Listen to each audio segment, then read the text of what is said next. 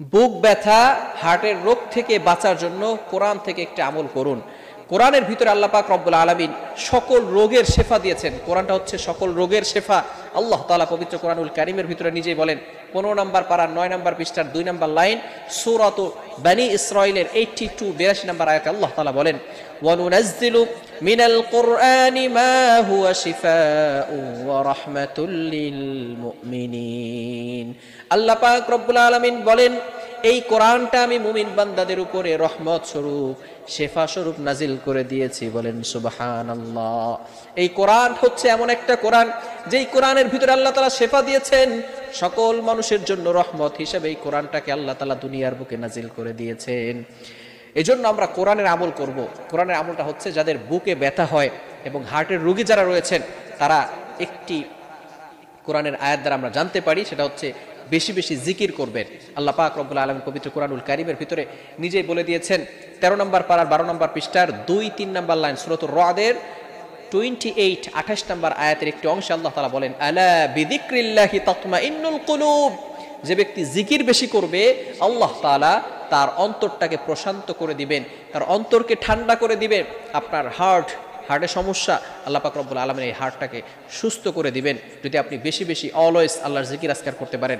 আল্লাহ তাআলার কাছে সবচেয়ে প্রিয় বাক্য হচ্ছে সুবহানাল্লাহ, আলহামদুলিল্লাহ, লা ইলাহা ইল্লাল্লাহ, আল্লাহু আকবার। এই জিকিরগুলো বেশি বেশি করবেন। আরেকটি আয়াত করবেন, আল্লাহ তাআলা এই আয়াতের ভিতরে বলে দিয়েছেন পবিত্র কোরআনুল কারীমের 13 নম্বর পারার 12 নম্বর পৃষ্ঠার 2-3 নম্বর লাইন, সূরাতুর রাদের 28 নম্বর আয়াতটি বেশি বেশি পড়বেন। আল্লাযীনা আমানু ওয়া তাতমাইন্নু কুলুবুহুম বিযিক্রিল্লাহ, আলা বিযিক্রিল্লাহি তাতমাইন্নুল কুলুব। এই আয়াতটি প্রতিদিন ফজরের নামাজের পরে 41 বার এবং মাগরিবের নামাজের পরে 41 বার পড়বেন। যদি আপনি এই আমলটা করতে পারেন, ইনশাআল্লাহ আল্লাহ তাআলা আপনাকে সুস্থতার নিয়ামত দান করবেন। আরো একটি আমল আপনি করতে পারেন, সেটা হচ্ছে সূরাতুল ফাতিহা। এটা হচ্ছে সকল রোগের ওষুধ, সকল রোগের শেফা। রাসূল সাল্লাল্লাহু আলাইহি ওয়াসাল্লাম নিজেই বলে দিয়েছেন, শিফাউম মিন কুল্লি দা। সূরাতুল ফাতিহা হচ্ছে সকল রোগের ওষুধ, সকল রোগের জন্য শেফা। এজন্য আমরা এই আমলটা সবসময় করার চেষ্টা করব। সূরাতুল ফাতিহা বিশেষ করে যদি আমরা 41 বার পড়ে কোনো পাত্রে, পানির পাত্রে ফু দিয়ে সেই পানিটা যদি আমরা অলওয়েজ খেতে পারি, ইনশাআল্লাহ আল্লাহ পাক রব্বুল আলামিন আমাদেরকে সকল বিপদ আপদ থেকে হেফাজত করবেন এবং আল্লাহ তাআলা আমাদেরকে সুস্থতার নিয়ামত দান করবেন। তবে অবশ্যই আমাদেরকে খেয়াল রাখতে হবে, পরিপূর্ণ ইয়াকিন যাতে করে আমাদের ভিতরে থাকে। আল্লাহর উপর ট্রাস্ট, বিশ্বাস করতে হবে যে আল্লাহ তাআলা কোরআনের ভিতরে শেফা দিয়েছেন, কোরআনের ভিতরে রহমত দিয়েছেন। এই আয়াত, পবিত্র কোরআনের সব কয়টা আয়াতই হচ্ছে শেফা।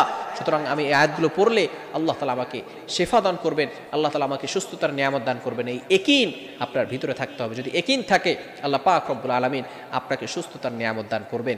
আল্লাহ তাআলা আমাদের সকলকে সকল প্রকার রোগ থেকে হেফাজত করেন। সকলে বলেন আমিন।